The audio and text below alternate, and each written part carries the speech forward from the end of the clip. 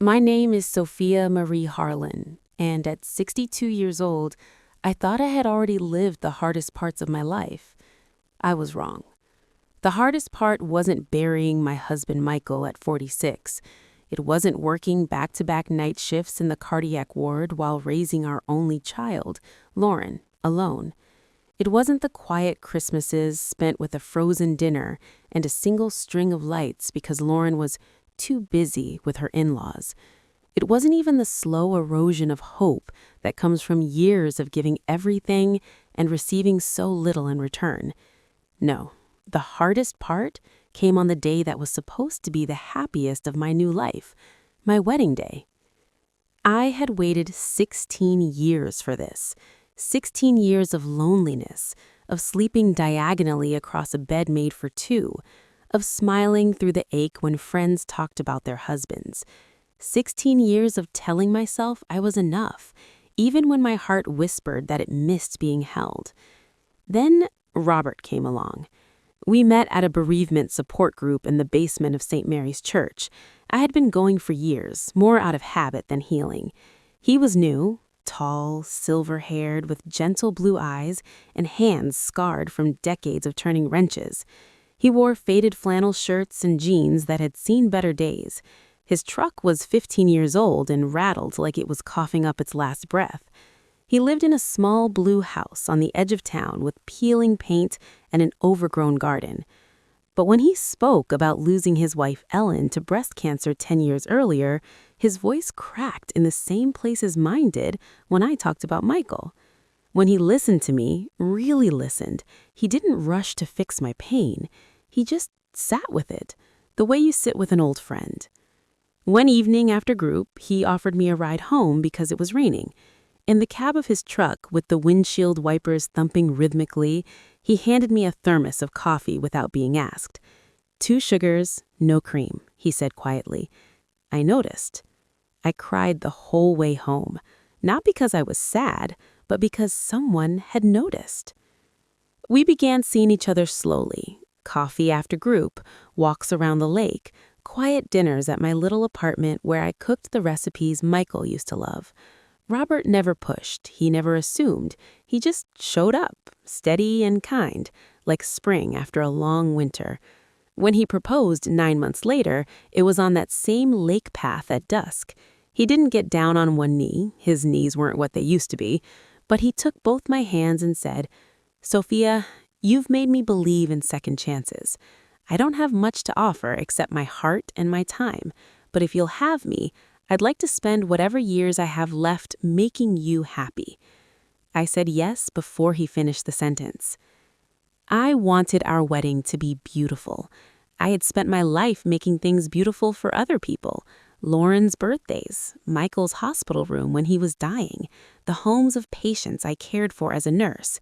This time, I wanted it for me. I used every penny of my retirement savings. 250 guests in a garden venue overlooking Lake Harlan, the lake Michael and I used to picnic by when we were young and broke. Lavender and white flowers cascaded from arbors. Fairy lights twinkled in the trees. A string quartet played the songs Michael and I had loved. I wore a simple champagne gown that made me feel like grace itself. As I walked down the aisle on the arm of my oldest nursing friend, Ruth, I saw Robert waiting for me. His navy suit was inexpensive but pressed perfectly. His eyes were wet. My heart felt so full I thought it might float away. Then I heard the first laugh. It came from the front row. Lauren, my beautiful, brilliant daughter, sat in a tight emerald designer dress that cost more than my monthly pension. Beside her was Victor, her husband of 12 years, already holding a champagne flute. His family filled the rows behind them like a tribunal. Victor's voice carried over the quartet. Look at that suit. Did he borrow it from the 90s? Lauren's laugh was sharp. Mom really thinks this is an upgrade. The man fixes cars for a living. Victor's sister leaned forward. At her age, she should be grateful anyone showed up. But this, it's almost sad. The words landed like needles. My steps faltered. Ruth squeezed my arm. I kept walking, eyes fixed on Robert. He didn't flinch. He just smiled at me like I was the only person in the world. During the vows, Victor stood. He swayed slightly. He'd been drinking since the cocktail hour. "Everyone," he announced loudly, "I'm sorry, but I can't stay silent." The music stopped. 250 faces turned. "Mom," he said, "I love you, but this," he gestured at Robert with contempt, "this man is not a stepfather. He's not even in the same stratosphere as Dad. You're throwing away everything you sacrificed for on some broke nobody who probably just wants whatever's left of Dad's insurance money." Lauren stood beside him, arms crossed. "He's right, Mom. This is humiliating. For you, for all of us." Victor's mother nodded vigorously. "We're just trying to protect you, Sophia." Phones came out. People started recording. I felt every year of loneliness, every sacrifice, every swallowed hurt rise up in my throat like bile. I stepped away from the altar. My bouquet trembled in my hands. "Lauren," I said. My voice was quiet, but it carried across the silent garden. "Look at me." She met my eyes. For a moment, I saw my little girl, the one who used to run to me with scraped knees and broken dreams. "I have loved you every single day since the moment you were born," I began. Tears rolled down my cheeks, but I didn't wipe them away. "I held you when you had nightmares. I worked 12-hour night shifts so you could take dance lessons. I sold my mother's ring to pay for your braces. When your father was dying, I sat by his bed holding his hand with one hand and yours with the other so you wouldn't be scared." My voice cracked. When he died, I was 46 years old. I was terrified. I didn't know how to be a mother and a father and a provider all at once. But I did it. I never let you see me cry. I never let you feel unsafe. I gave you everything I had, every ounce of strength, every dollar I had left. Lauren's face began to crumble. "And what did I get in return?"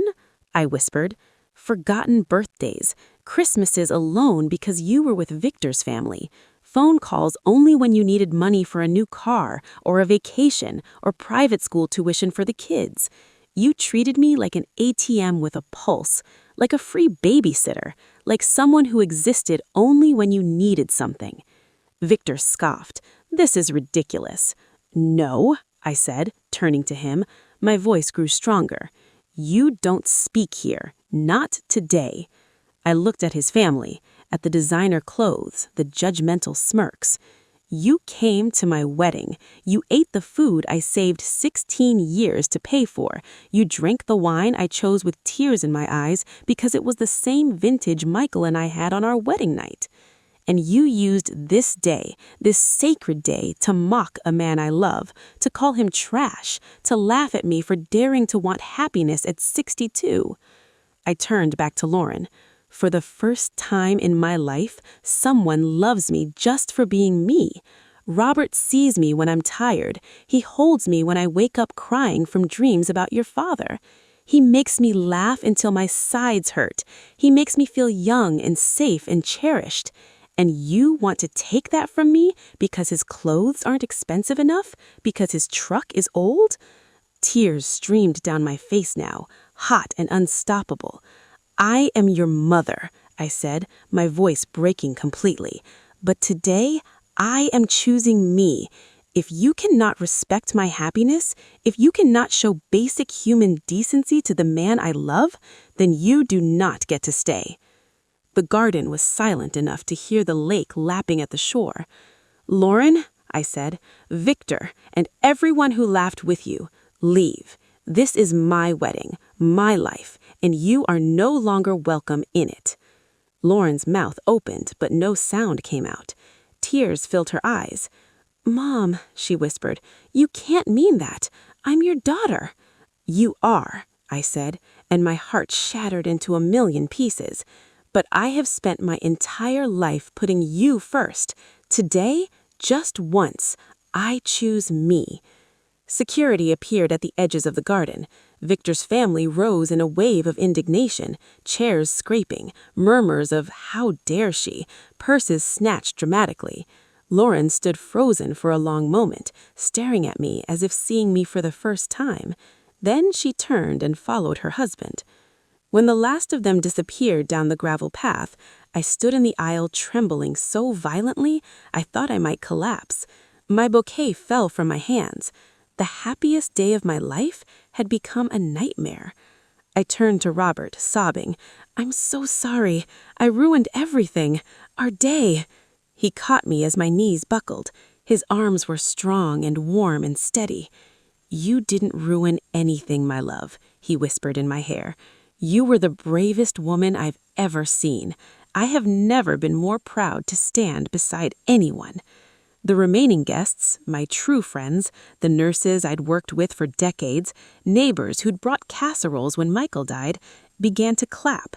Slowly at first, then louder, until it became a wave of love that wrapped around me like a blanket. Robert pulled back slightly. His eyes were wet, but his voice was clear and strong. "Sophia," he said, loud enough for everyone to hear, "there's something I need to tell you. Something I should have told you sooner." My breath caught.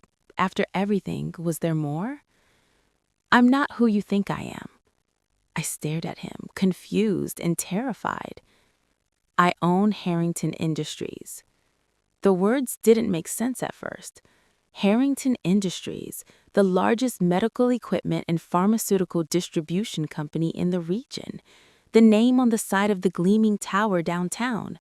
The company that supplied every hospital I'd ever worked in. The company worth billions. "I started it 40 years ago," he continued softly, "with a tiny repair shop for hospital machines. I built it slowly, quietly. After Ellen died, I stepped away from the public eye. I sold the private jets, the multiple homes, the flashy life. I kept only what I needed. I wanted to find someone who would love me for me, not for boardrooms or bank accounts." He cupped my tear-streaked face gently. "I wanted someone who would love the man in flannel shirts, who brings coffee and listens to old stories. And I found her. I found you, Sophia. You loved me when you thought I had nothing but a leaky roof and a rusty truck.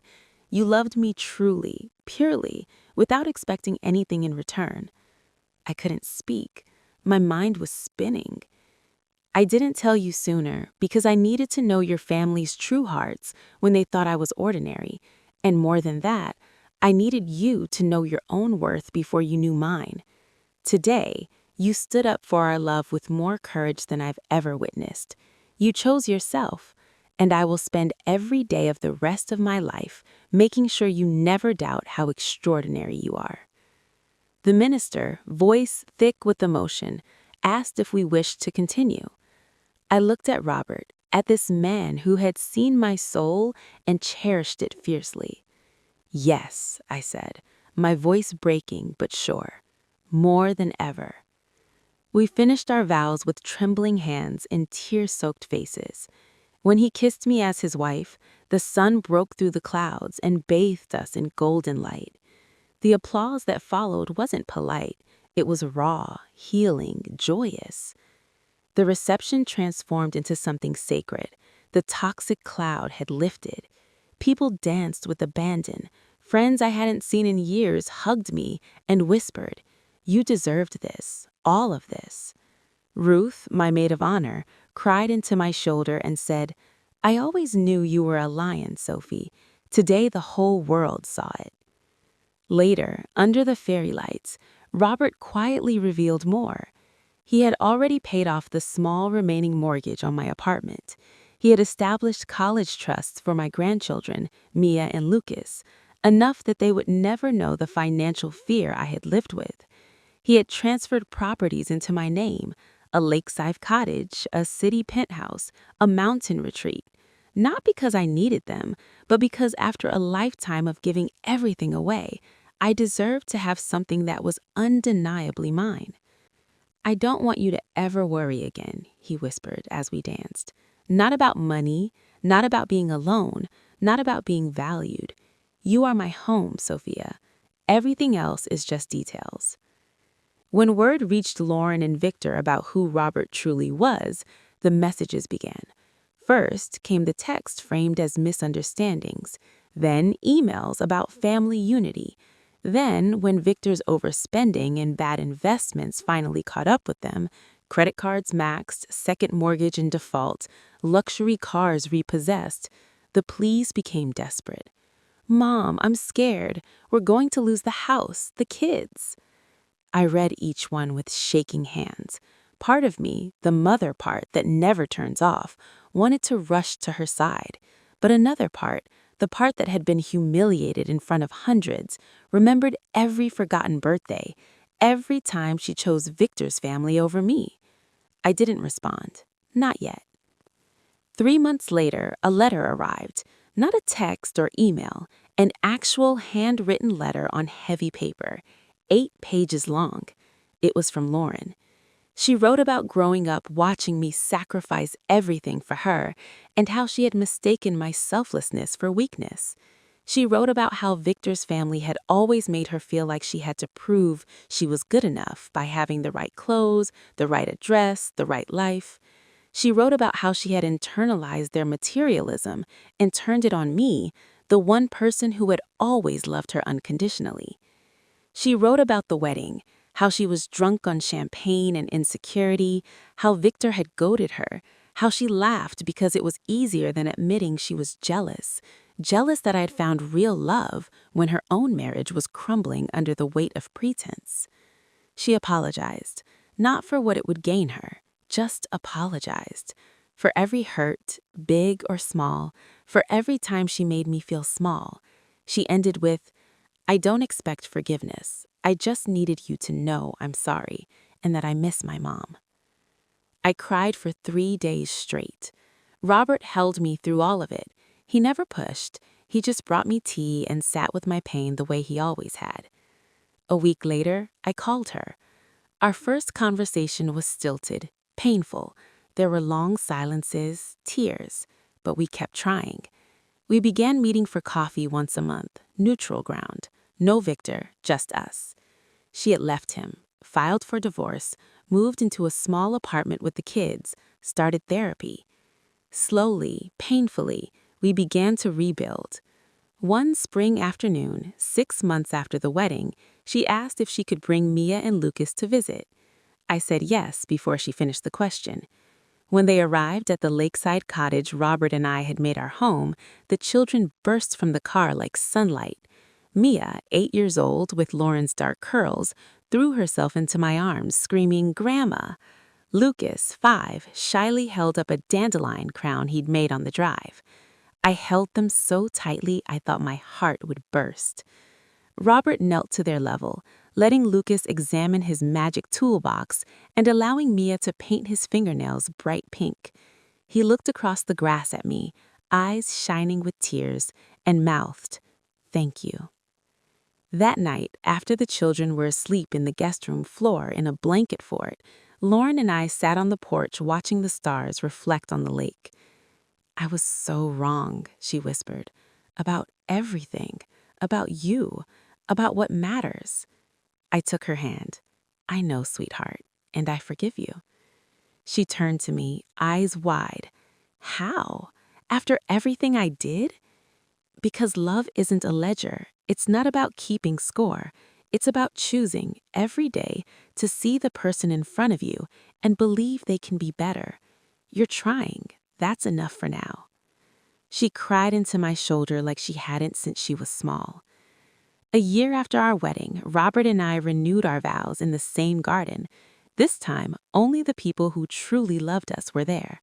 Lauren stood beside me as my maid of honor. Mia scattered lavender petals. Lucas carried the rings on a velvet pillow, tongue sticking out in concentration.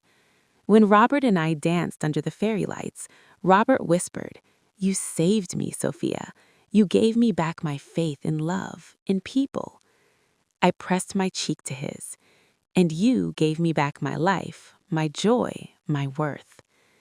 Later, Lauren approached Robert hesitantly. "I never apologized to you properly," she said. "You're a good man, the best, and my mother is the luckiest woman in the world."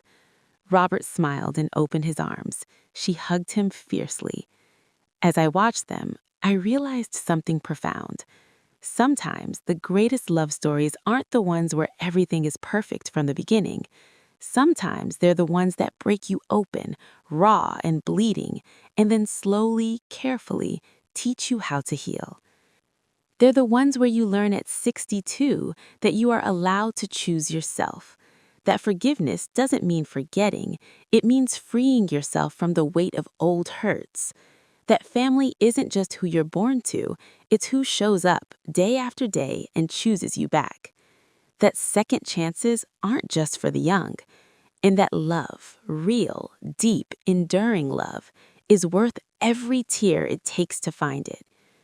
I had waited 62 years for this life, and every single moment, every heartbreak, every sacrifice, every lonely night had led me here, to this porch, to this man who had seen my soul and cherished it fiercely, to this daughter who was finally learning to be the woman I always knew she could be, to these grandchildren sleeping inside, dreaming sweet dreams, to this peace that finally felt like home. I wouldn't change a thing, because sometimes the most beautiful stories are the ones written in tears and redeemed in love.